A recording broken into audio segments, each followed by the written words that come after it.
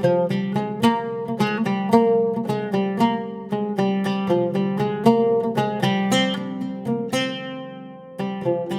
இன்னைக்கு highly requested video பார்க்க போகிறோம். மஸ்கோத் ஹல்வா வீட்டிலையே எப்படி செய்கிறதுன்னு தான் பார்க்க போகிறோம். நல்ல டேஸ்டியாக இருக்கும், ரொம்பவே செய்கிறதும் ஈஸி, பிகினர்ஸ் கூட ரொம்ப சுலபமாக பண்ண முடியும். ஹாய் ஃப்ரெண்ட்ஸ், என் பேர் அபி.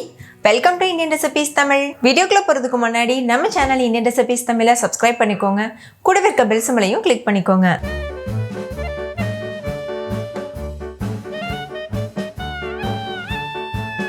ஃபஸ்ட் இந்த ரெசிபி பண்ணுறதுக்கு ஒரு மிக்சிங் பவுல் எடுத்துக்கோங்க. அதில் அரை கப் அளவுக்கு கார்ன்ஃப்ளவர் மாவு சேர்த்துக்கோங்க. கூடவே அரை கப் அளவுக்கு மைதா மாவு சேர்த்துக்கோங்க. நீங்கள் முழுமையாகவே மைதா மாவுலையும் இந்த ரெசிபி பண்ணலாம். அடுத்து இதில் தேங்காய் பால் சேர்த்துக்கோங்க. ஒரு முழு தேங்காயிலிருந்து எடுத்த தேங்காய் பால் இது. கிட்டத்தட்ட 3 கப் அளவுக்கு இந்த தேங்காய் பால் இருக்கும். இப்போ ஒரு விஸ்க் இல்லைன்னா கரண்டி வச்சுட்டு நல்லா இது போல் மிக்ஸ் பண்ணிக்கோங்க. கொஞ்சம் கூட கட்டிகள் இருக்கக்கூடாது. கலந்துட்டு இதை அப்படியே ஒரு ஓரமாக வச்சுருங்க. அடுத்து ஒரு அடிகனமான கடாய் எடுத்துக்கோங்க. அதில் 1 கப் அளவுக்கு சர்க்கரை சேர்த்துக்கோங்க. நான் யூஸ் பண்ணியிருக்க கப்போட அளவு 250 ml அளவு இருக்கும். இப்போ இதை லேசாக பரத்தி விட்டுட்டு ஹை ஃப்ளேமில் வச்சு கரண்டி வச்சு இது போல் கலந்துகிட்டே இருங்க. தண்ணி எதுவும் சேர்க்கக்கூடாது. நம்ம இந்த சர்க்கரையை கேரமலைஸ் பண்ணுறோம். அப்போ தான் நல்ல ஒரு கலர் கிடைக்கும். நம்ம அல்வாவில் எந்த ஆர்டிஃபிஷியல் கலரும் யூஸ் பண்ண போகிறதில்ல. இந்த சர்க்கரையோட கலரே கரெக்டாக இருக்கும். பாருங்கள், சர்க்கரை தானாக கரைய ஆரம்பிச்சிருக்கு. இது போல் கலந்துகிட்டே இருக்கணும். சர்க்கரை முழுமையாக கரைஞ்சிட்டு நல்ல ஒரு தேன் கலர் வரும். அது வரைக்கும் நம்ம மிக்ஸ் பண்ணிகிட்டே இருக்கணும். ஸ்டவ்வை ஹை ஃப்ளேமில் லோ ஃப்ளேமில் மாற்றி மாற்றி வச்சு மிக்ஸ் பண்ணிக்கோங்க. இப்போ பாருங்கள், சர்க்கரை நல்லா கரைஞ்சிட்டு நல்ல ஒரு தேன் கலர் வந்திருக்கு.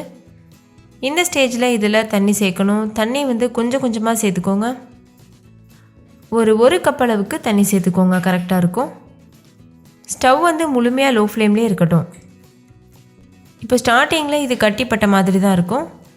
நம்ம லோ ஃப்ளேமில் வச்சு கரண்டி வச்சு கலந்துகிட்டே இருக்கும்போது இந்த சர்க்கரையும் நல்லா கரைஞ்சிட்டு வரும். இந்த ஸ்டெப் எதுக்காக பண்ணுறோன்னா டேஸ்ட்டுக்காகவும் கலருக்காகவும் தான். இந்த ஸ்டேஜில் இது கூட 2 கப் அளவுக்கு சர்க்கரை சேர்த்துக்கோங்க. மொத்தமாக நம்ம 3 கப் சர்க்கரை யூஸ் பண்ணியிருக்கோம். சர்க்கரை நல்லா கரையிறது வரைக்கும் இது போல் கலந்துகிட்டே இருங்க. இப்போ பாருங்கள், சர்க்கரை நல்லா கரைஞ்சிருச்சு. இந்தளவு சர்க்கரை நல்லா கரைஞ்சதுக்கப்புறமா நம்ம ஏற்கனவே கரைச்சி வச்சுருக்க மாவு இருக்குல்ல, அதை சேர்த்துருங்க. சேர்த்துட்டு நல்லா கெட்டியாகிறது வரைக்கும் கலந்துகிட்டே இருக்கணும். இது கூடவே 1/4 டீஸ்பூன் ஏலக்காய் தூளும் சேர்த்துட்டு நல்லா மிக்ஸ் பண்ணிக்கோங்க. நம்ம இதில் கார்ன்ஃப்ளவர் மாவு சேர்த்துருக்கிறதுனால சீக்கிரமாகவே கட்டியாக ஆரம்பிக்கும். பாருங்கள், இப்போவே லேசாக கட்டியாக ஆரம்பிச்சிருக்கு. இப்போ நல்லா திக்காக ஆரம்பிச்சிருக்கு. இது நல்லா கெட்டியான ஒரு அல்வா பக்குவத்துக்கு வர்றது வரைக்கும் நம்ம கலந்துகிட்டே இருக்கணும். நான் ஏற்கனவே சொன்னது போல் இடையிடையில் ஹை ஃப்ளேமில் லோ ஃப்ளேமில் மாற்றி மாற்றி வச்சு நீங்கள் கலந்துகிட்டே இருங்க. நான்ஸ்டிக் கடாய் யூஸ் பண்ணிங்கன்னா ரொம்ப ஈஸியாக இருக்கும். அப்படி இல்லைன்னா அடிகனமான இரும்பு பாத்திரம் கூட நீங்கள் யூஸ் பண்ணிக்கலாம்.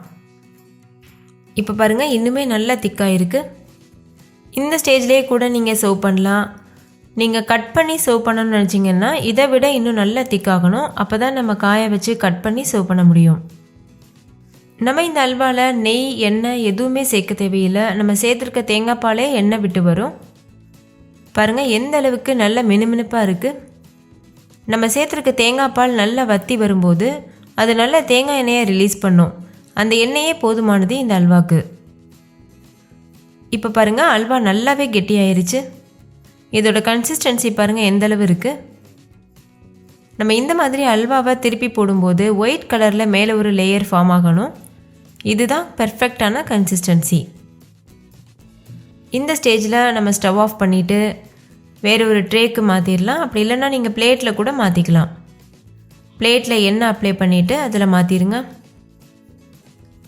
நான் ஒரு கேக் ட்ரேயில் எண்ணெய் அப்ளை பண்ணி வச்சுருக்கேன். இந்த ட்ரேயில் நம்ம ஏற்கனவே செஞ்சு வச்சுருக்க அல்வாவை மாற்றிக்கலாம். மாற்றிட்டு முழுமையாக ஆற வச்சுருங்க. நல்லா ஆறுனதுக்கப்புறமா நம்ம கட் பண்ணிவிட்டு சர்வ் பண்ணிடலாம்.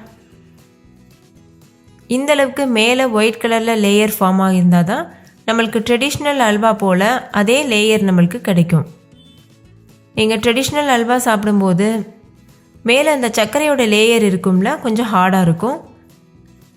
அதே போல் வரணுன்னா இந்த மாதிரி நல்லா கிளறிட்டே இருந்துட்டு நல்லா திக்கானதுக்கப்புறம் நீங்கள் இது போல் ட்ரேயில் மாற்றினீங்கன்னா உங்களுக்கு பெர்ஃபெக்டான கன்சிஸ்டன்சியில் கிடைக்கும். இப்போ இது போல் லெவல் பண்ணிவிட்டு முழுமையாக ஆற வச்சுருங்க. ஆறுனதுக்கப்புறமா நம்ம பீசஸ் போட்டு சர்வ் பண்ணிடலாம். இப்போ பாருங்கள் முழுமையாக ஆறிடுச்சு. இதோட மேலே இருக்க லேயர் எந்த அளவுக்கு ஹார்டாக இருக்குது பாருங்கள். நடுவில் நல்லா சுவியாக இருக்கும், மேலே கொஞ்சம் ஹார்டாக இருக்கும். அப்படியே பெர்ஃபெக்டான அல்வா போல் இருக்கும். இப்போ இதை வேறு ஒரு பிளேட்டு இல்லைன்னா இது போல் சாப்பிங் போர்டுக்கு மாற்றிக்கோங்க. நம்ம கரெக்டான பக்குவத்தில் அல்வா பண்ணியிருந்தோம்னா இது இந்தளவுக்கு ஈஸியாக டிமோல்ட் ஆகிட்டு வந்துடும். இப்போ இதை நீங்கள் விருப்பமான ஷேப்பில் கட் பண்ணிவிட்டு சர்வ் பண்ணலாம். நான் ஸ்கொயர் ஷேப்பில் கட் பண்ண போகிறேன்.